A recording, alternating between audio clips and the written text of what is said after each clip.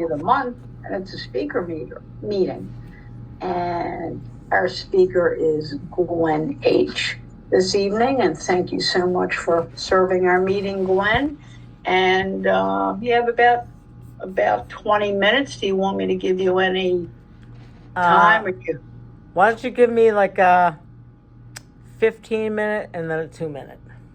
Okay, so after 15 minutes, let you know, then after 2 minutes. And then 2 minutes, hurry up and finish. All right, you got it. Good. Thanks. So, without further ado, Gwen, go for it. Take it away. Okay. Hi, I'm Gwen. I'm a food addict. Very much easier to say than compulsive overeater. Okay. Now that's out of the way. Yay, I'm a food addict. I never wanted to be any kind of an addict. When I got in recovery was in 2012 because I was having problems with drugs and alcohol. Mostly, really, it was alcohol, but I had a few other things in there, and I thought, okay, I'll confess about those things too, and I just tore open everything that I had been doing. But I didn't realize the food was a problem. When I first got in recovery, I thought that other stuff is the problem. Checked myself into an outpatient treatment. I asked the counselor, what's your rate of recovery? And he said it's 100% for those who follow suggestions. So I don't know about you guys, but I don't know what's 100%. I figured, okay, I won't be drinking anymore. I won't need drugs anymore. And for 5 years, that was going along really good. I had 100%. But then I realized that they talked about switching addictions, and this food problem started getting worse and worse. I didn't realize that it was in the background, just, eating more and more, and my clothes are getting a little bigger. Yeah, I've had struggled with my weight up and down my whole life. And, I got to the point where I was just in tears because I was so, ashamed, distraught, disappointed, discouraged, because I thought I had it. And here the food was now my big problem. And the other fellowships, I could not make those work around food. I tried. And I heard advice like, well, just work the steps and put in the word food instead. That didn't work for me. If somebody can do it that way, great, but I could not make that work.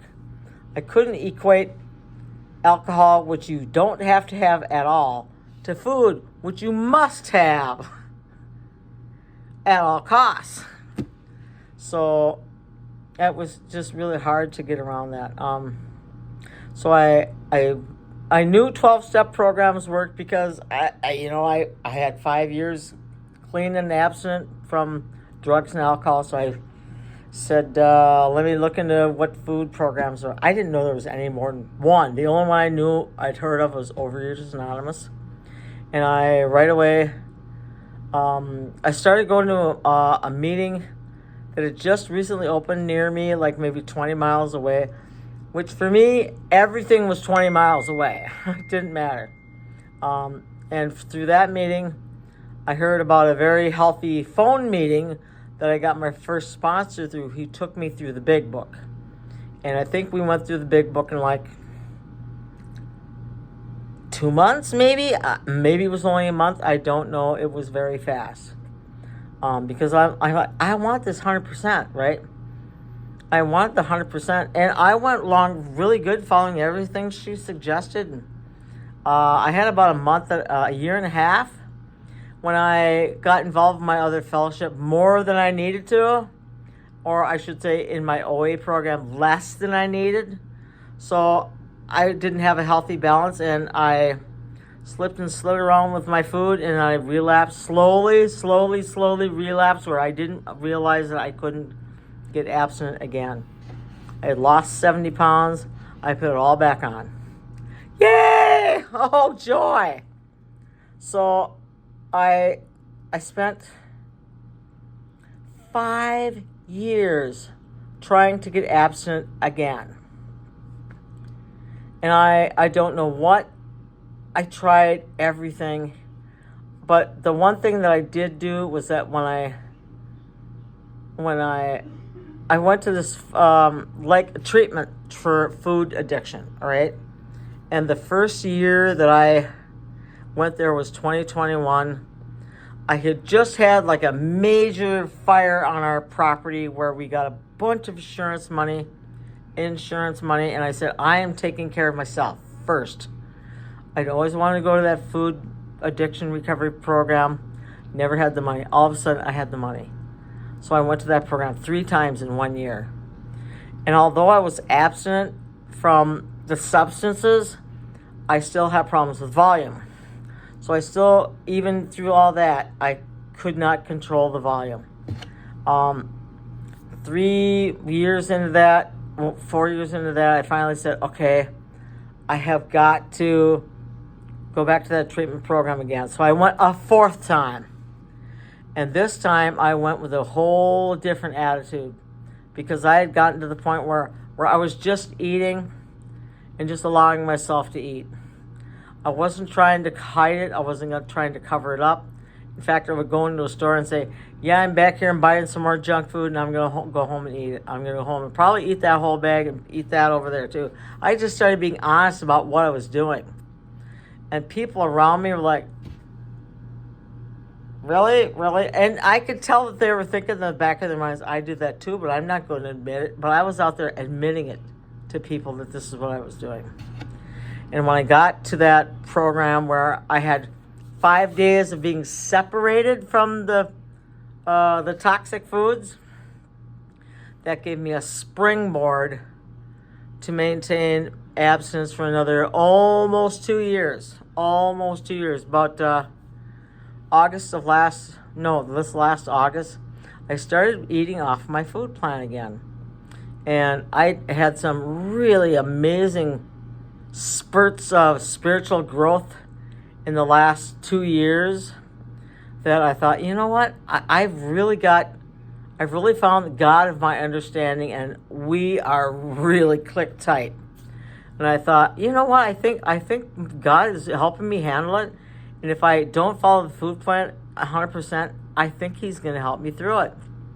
And at first, it worked really well. But I needed to turn my food over to Him every morning and say this: God, I will do everything I can in my power to follow your will today and to help your children, my brothers and sisters. If you will relieve me of the appetite for this unhealthy eating. And if I didn't do that every morning, I wasn't abstinent. I couldn't eat right. If I did it in the morning, I would be abstinent all day. So that kind of gave me a picture of how when Bill and Lois Wilson, they would get up in the morning talking about meditation, they would, just take like 3, 4, 5 minutes of quiet time and just asking for what God's will was for the day. And he would turn over his compulsion to drink. It had been just lifted from him from the day he had that white-like spiritual experience. But that's what he would teach people around him. Is you need to turn over your will and follow what God's will is. What do you think God's will is for you? And if I didn't take that one step in the morning, I was on shaky ground, and I would say, I'll throw some cream in my coffee, and all of a sudden I started thinking, yeah, a little more would be good. Oh, maybe a donut would be good with it. And you know how that goes? It just kind of snowballs. So I've been testing a theory with this morning prayer time, and I find that if I do not strictly adhere to it, I cannot stay abstinent that day. So I'm actually going to go back to this treatment program for another 5 days to hit that springboard to get my abstinence restarted. And that's in October, which is coming up like the 12th. I would have had 2 years, September 13th, had I not started testing a theory in August. But I have learned so much from that because, when I started out in the other programs, they would talk about relapse in recovery and they'd say relapse is not part of recovery. And on the other hand, they say, well, relapse is part of recovery. And there's two camps. No, it's this way. No, it's this way. No, it's this way. You know what? It's neither way. Relapse is part of being human. Hello. It's part of being human. And we can't change that. I can't change that. If anybody else can, oh my God, I want your formula. But relapse is not part of recovery. Relapse is not... okay, what did I say before? Sometimes when I talk, I'm not sure what I'm going to say. So I am recording myself talking because sometimes I say things that I haven't planned to say. God gives me the words to say, and sometimes I don't even know what I'm going to say. I don't know what I'm going to say ahead of time. So I go back and listen to it and go, oh, I said that. Oh, that's wonderful. So I learn from myself when I'm talking because God is using me as an instrument. Even though I've been in relapse, I've had so many spiritual breakthroughs. So being in relapse does not mean that you can't help someone else, that you can't step up and make a difference in somebody else's life, help someone, help yourself. Being in relapse is not a failure. It's part of being a human. So that was a really huge thing that I've learned this year just about relapse. It's not a failure. Another thing that I have, wait a minute, let me back up here a little bit. So this 100% that I was talking about, when I first got into recovery, I just figured 100%, I don't want to drink. I don't ever want to drink again. I don't ever want to use drugs again because I had an employer that I was really, really, I wouldn't say codependent, but I presented myself to be somebody spectacular who behind the scenes was totally somebody else. And I could not imagine failing at recovery because that would have been like you're promising your grandmother that you're gonna do something and you're gonna go all the way. And how can you let your own grandmother down? That's kind of how I felt about this employer. I don't know. It's kind of a weird. It's a family business, so that makes a big difference.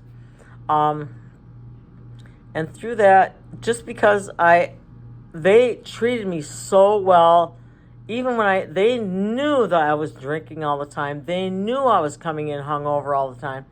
They knew that I was a sketchy employee.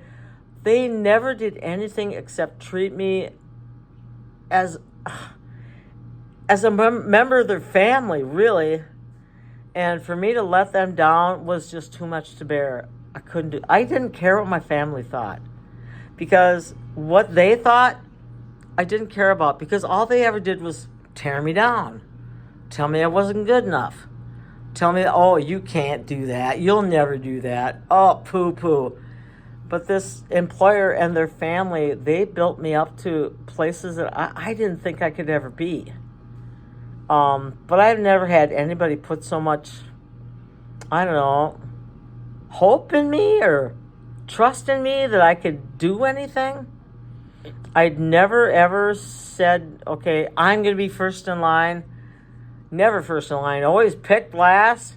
Don't want to be part of the group. Really shy, hanging back a lot. Didn't ever fit in. But this time, when I heard this counselor say it's 100% for those who follow suggestion, I said, I want that. I want that. Another thing I heard him say was, in 5 years, only 1 in 10 people will still be sober. And I said, 1 in 10? Okay, I'm claiming that. I want that. I'm looking around at everybody else. I'm like, well, I don't know what you suckers want, but I want to be that 1 in 10. I wasn't thinking I'm going to blow them away. I'm thinking I'm going there. I don't know where you guys are deciding to go, but I'm going there. And that's made a huge difference. I mean, these little things that I've heard along the way have like given me some kind of extra jet fuel, for lack of a better word.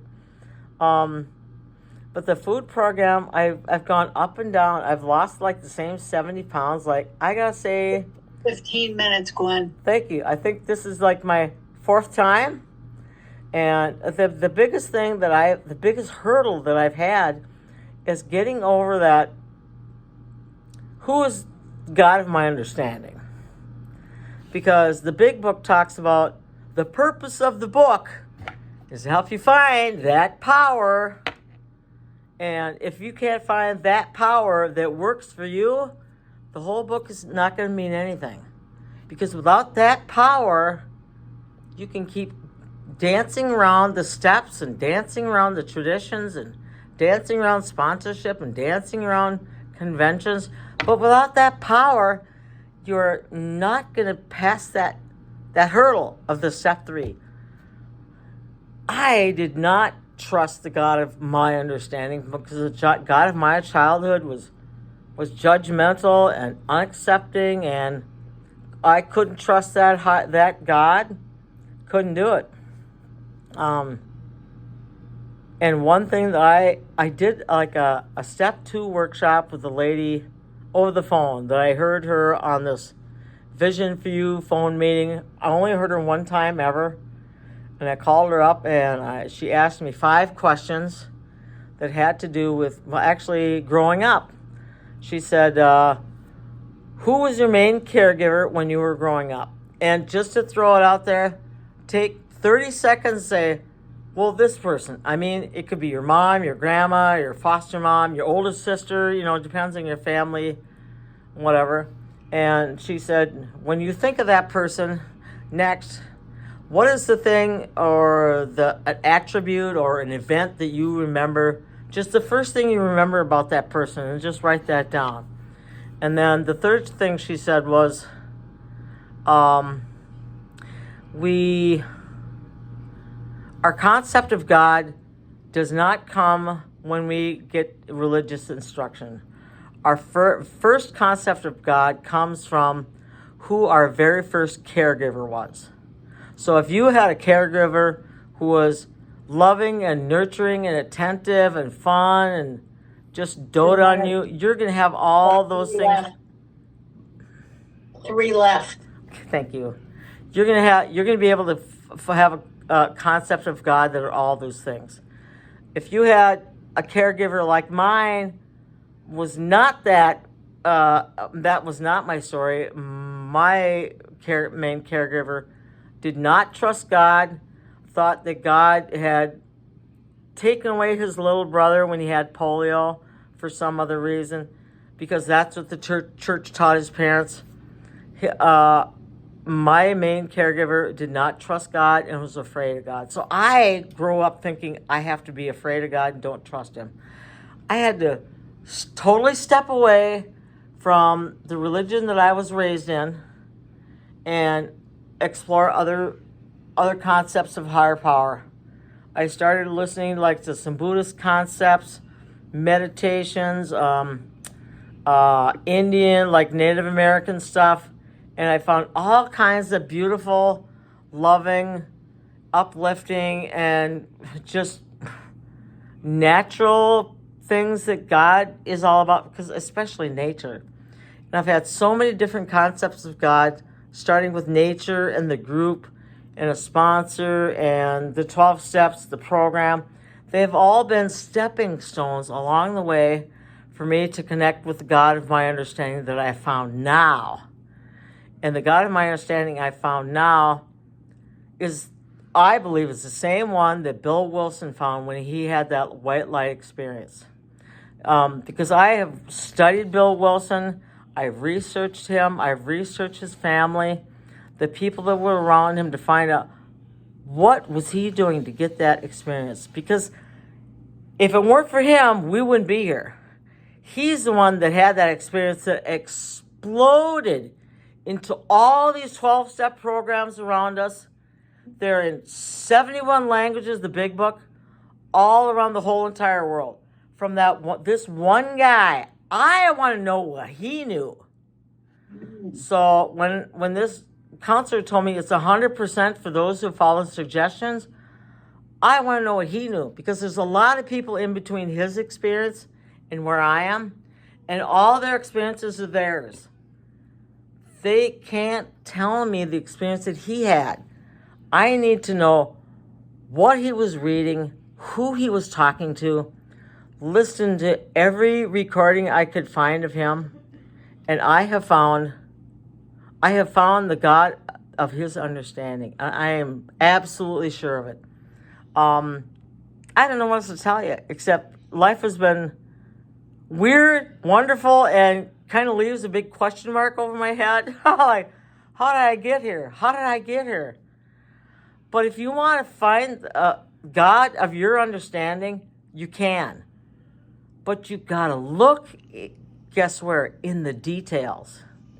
It's not the devil that's in the details. That is a complete lie.